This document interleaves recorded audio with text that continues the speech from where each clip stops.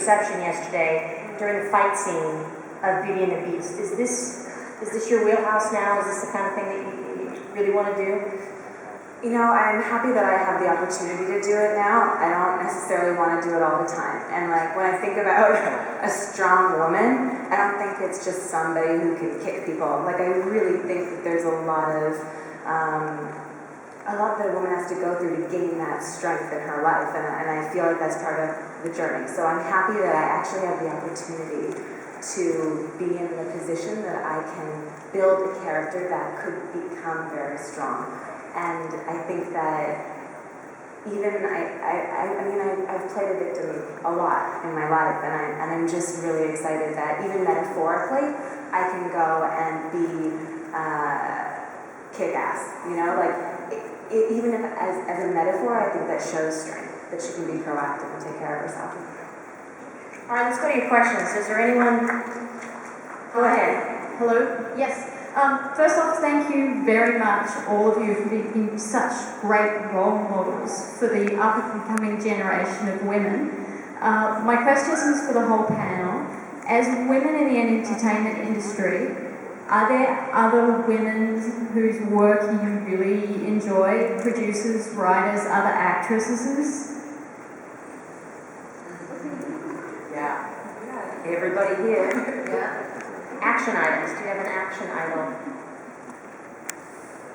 Sigourney Weaver is really can get beyond Sigourney. It's just pretty incredible, but it is really amazing and inspiring to watch. The men too, you know, it's just there are these great performances, and sometimes they're small. Sometimes you're flipping through something at 3 a.m. You're like, what is this? You know, I never saw this movie, and it's so great to see people doing what we're doing. For me, it's really, I mean, Robert Duvall, really, Ed Harris. I've got these people that I don't watch. Oh, right. Okay, Patricia Arquette. I mean, for some reason, I could watch her read the paper. There's so many great actresses, and Holly Hunter, Elizabeth Moss. Well, yeah, they're not in this genre, but right, they're amazing women. Yeah. Kate Blanchett talked about that, and she's got such a balance of grace and strength, and I think that she's the kind of strength that you're talking about. That being a strong woman isn't just, you know, I could get a beat on you from 150 feet away in a cross breeze and shoot your head. You know, I mean, it's so much more about, which I can, by the way. But you know, I think it's about conceding strength in ways that maybe women have always been strong, and identifying that and embracing that. I think Kate Blanchett's pretty wonderful. Yeah. Sorry, I was warned. I take full responsibility. Oh. You do have a warning. For the audience members who are under 18 years of age. Next question. That has been stressing me out, by the way. all the things I can't talk about because of that line. Hi, my question is for Kristin. Huge fan of Pam, loved her since the beginning. And as you said that you have not really had to be as naked as the other humans on the show, or vampires. Is that something that you are happy about, or do you look forward to the day when you can like unzip the leather, or how do you feel about that?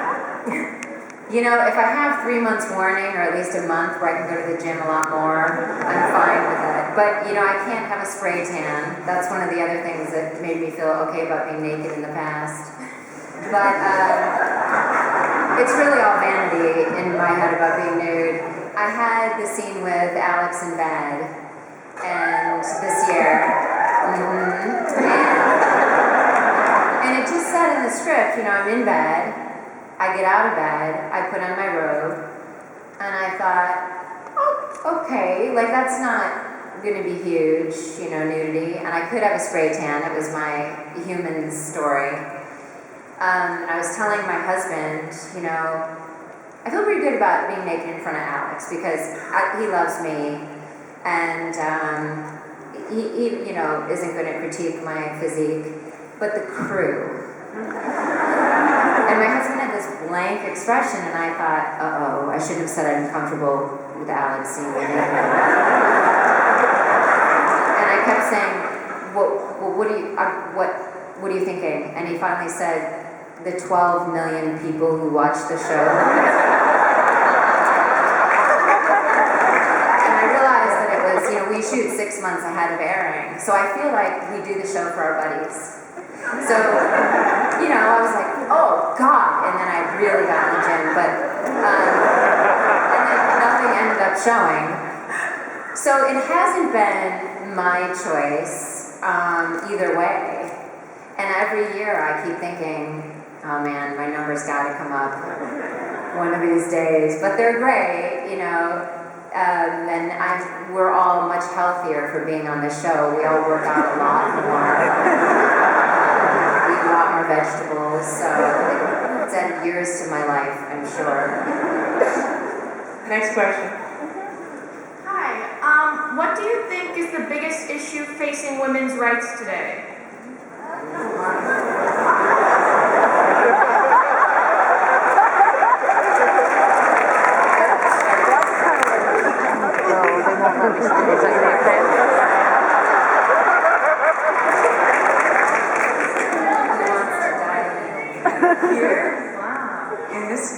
In this country? Okay. Maybe the same thing against, all things. Somebody said to me today, where's the outrage? Like these days, if you want justice, I'm afraid you have to go get it, whether that's climate justice, social justice, whatever it is. Unfortunately now, you're going to have to stand up and demand it.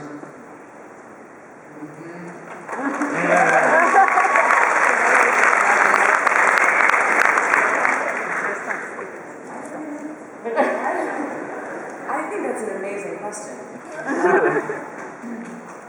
And to be honest, I don't want to be flippant and try and answer it at a panel at Comic-Con because I feel like I feel like I'm going to go home and go, oh, but then there's that. I mean, personally, I work with a refugee organization, and there are a lot of big issues in the refugee populations around the world with women's safety in refugee camps, and I think often in camp situations, people end up focusing a lot on very necessary issues like communicable disease and food and water issues, and what's often overlooked is epidemics of rape.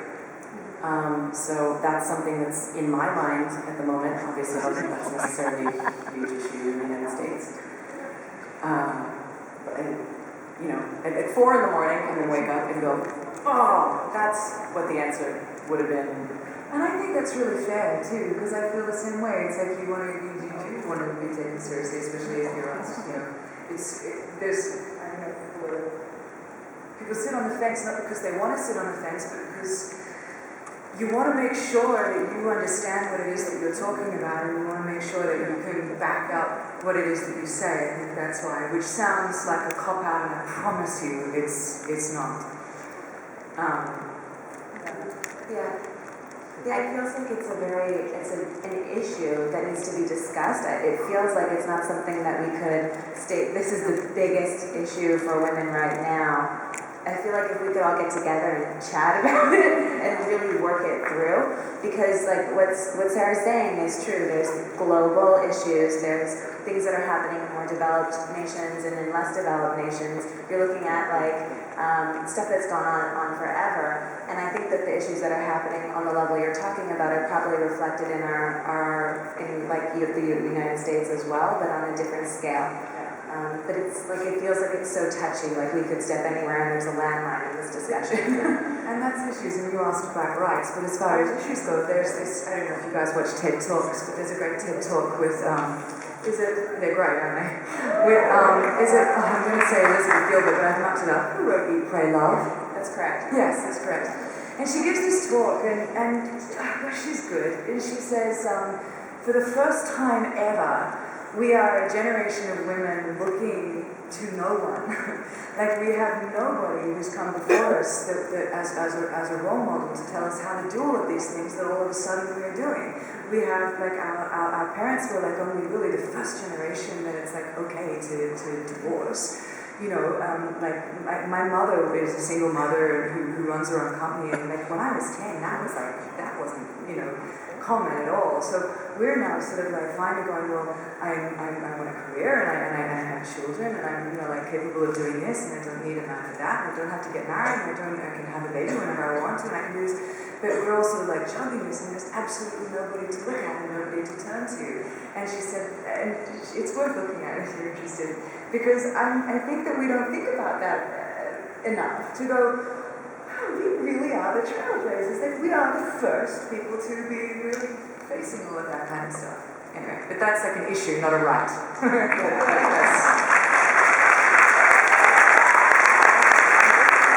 Next question. This question is for Kristin. I'm a huge fan of yours. I'm the one who had your yearbook yesterday. Well, I watched Smallville for 10 years, and I know you're a huge supporter of independent films. I'd like to know what's gonna happen now when you're back to TV. I think that what I'd like to do, honestly, is begin producing in that direction more, and I started a company with a friend of mine that's actually very female-focused, which is important to me, and I think I can support in that way, even if I can't act in it. I'd like to move out of acting at a certain point, so I'm not going to be able to do all the little silly movies that I've been doing that are wonderful, but I can start making them and telling the stories that have women in them that I want to tell. Next question. Hi. You've talked a lot about how powerful women aren't necessarily physically powerful, yet in pop culture, powerful women are physically powerful, really. When do you see this as changing, and what should we do to help this change? Change to more like mentally powerful as well, or in other ways. Like in the new Spider-Man movie, for example, the gal, she's a scientist. She doesn't, what's her, I can't think of her name. Yes. So do you have to have muscles? You vote with your dollar, like Yes. everything. You go along and see everything, and that's what the market listens to. And I think we are working on telling stories about women who don't need weapons and violence in order to be strong. I think those films have actually maybe always existed. I can't think of any right now because I'm not going to put me on the spot. Somebody. Even like a movie like I know she did take on a very masculine role, but if we're talking Kate Blanchett, even Elizabeth, I would think, although it is a very masculine position, but it's not weapons necessarily or physical strength. Yeah, thanks. You're welcome. I appreciate that. For some reason, Hannah and her sisters is in my head, but I don't know if that's necessarily the right. Yeah. So should have sat that one out. No, but it's interesting because it becomes a discussion, and there's some these are huge topics. Lucy and I do a lot of rights for environment, and I do animals and refugee, and so I just keep, one of the things that I keep saying in life is that there's rights issues are so local to that species and to that person and that income bracket and that upbringing, and so there really isn't one answer for everybody, but I just always want to inspire people, and here we're inspiring women, sorry men, but we're inspiring you too, to whatever your passion is, if it's women's rights in this country or another country, or mine is the African elephant this year, just to be curious, find some time in your day to actually vote with your dollars, support and believe in, and just kick it up a notch, care a little more, because in our lives when we see that in women around us, and we can have discussions like this and a panel like this and shows like this, it all contributes and leads to a tipping point. So art and life have that symbiotic relationship. So just whatever you're interested in, Earth needs all of your passions. If it's knitting, it doesn't matter. Just do it. Go online, you can vote online, it's really effective. Petitions, there's, every person matters and your viewpoint matters. You're no longer powerless, actually, that's Right. the good news, you are no longer powerless. That's right. And I think to add to what you guys are saying, and to answer your question also, is as individual women, and even men, in our lives, to well, I think the men can do it too, but to go out and really look at where do you buy into stereotypes in your own personal existence, where are you going to be powerful, I need to behave in this way, where am I using violence to feel like I'm not weak, where am I doing any of that stuff? And the more that I think we change personally, the more we're going to support reflections of that in media, I think. Next question. This is for Anna Torv, big fan of Fringe, and huge fan of Olivia Dunham. You deserve an Emmy.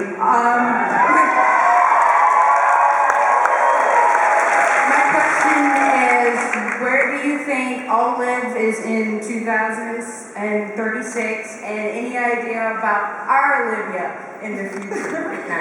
Well, I know that I've been invited to do the Fringe panel on Sunday, so I think that she is coming back. I'm not scared. And then Olivia, I think she's somewhere happy with Lincoln. That's in my imagining anyway. Yeah. Next question. And thank you for that, sweet. This question is also for Anna Torv. After 5 years of Emmy-worthy performances on Fringe, where are you headed from here?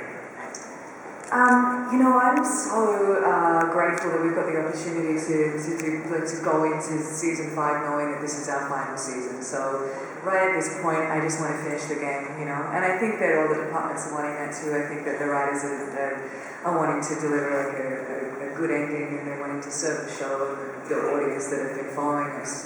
And I just want to finish the game, and then I think I'll have to take a deep breath and kind of take a minute to shake her off.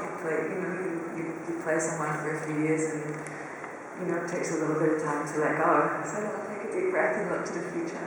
I don't know what's in store. I'm excited though. Do you know how it will end? Have they given you a tip off? Yes, they told me how. No, I don't know. Next question. Hi, this is actually for everyone. I was curious about the relationship you have with your writers, the general makeup, or how often you work with female writers, and how important that is to you, and if you can tell when a line comes to you, if it's written by a guy or a female. We only have a couple of female writers on our show, and the way that our show works is that a couple of writers will write each script, so you know that it's theirs. And more often than not, actually, you can feel it. I can. We've got great hair. Sorry, I just looked at it. It's awesome. We have 2 writers for season 3 on The Walking Dead. They are amazing, and they're very powerful. We don't have enough women directing, in my opinion. We have had quite a few, but those are the numbers that I would like to balance, because the women that we've had to come in to direct have been powerhouses, and there are so few. So that's my wish. Yes, an interesting question though. Can you tell dialogue that's been written by a male versus a female? It's like, oh, dude wrote that.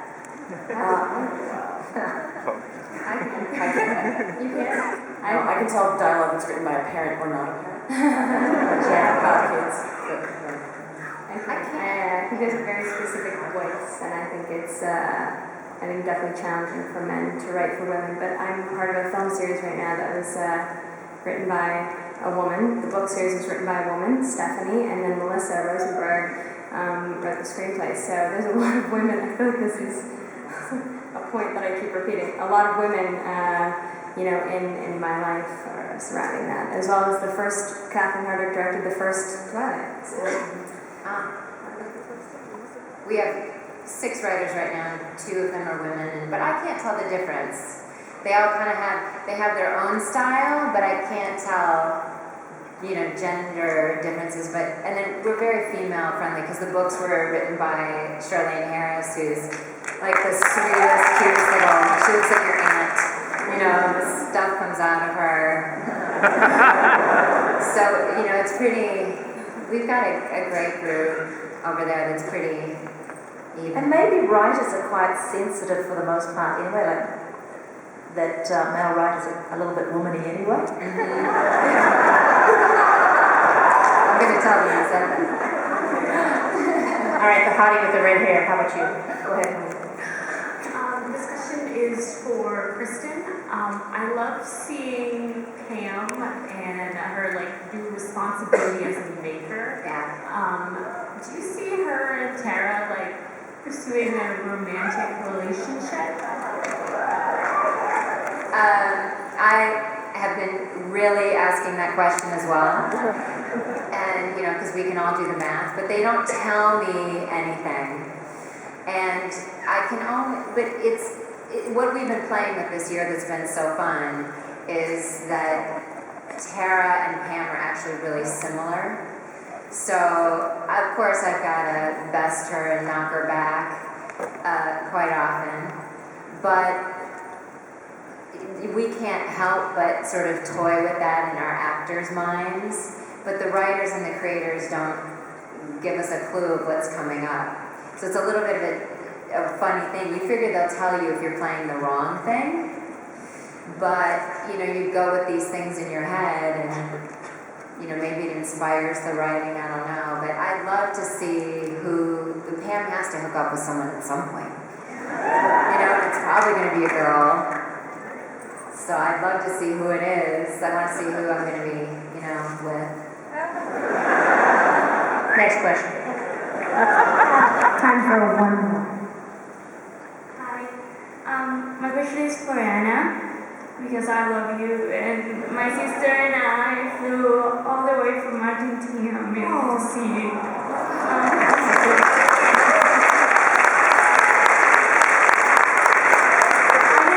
How many people love your portrayal of Olivia? I'm really happy with how she I'm sorry. No, please. Her evolution was just amazing, and I love where she is right now. I'm wondering if you are also satisfied on her conclusion, right now, where she was in season 1 and who she is right now as a person. Thank you. Welcome. I think, yeah, if you were looking at the beginning and then you looked at the end, and I think that that's a pretty lovely place for her to, you know, to get to find peace and to have started a family and all that. But in me, I'm glad we've got these next couple to, I think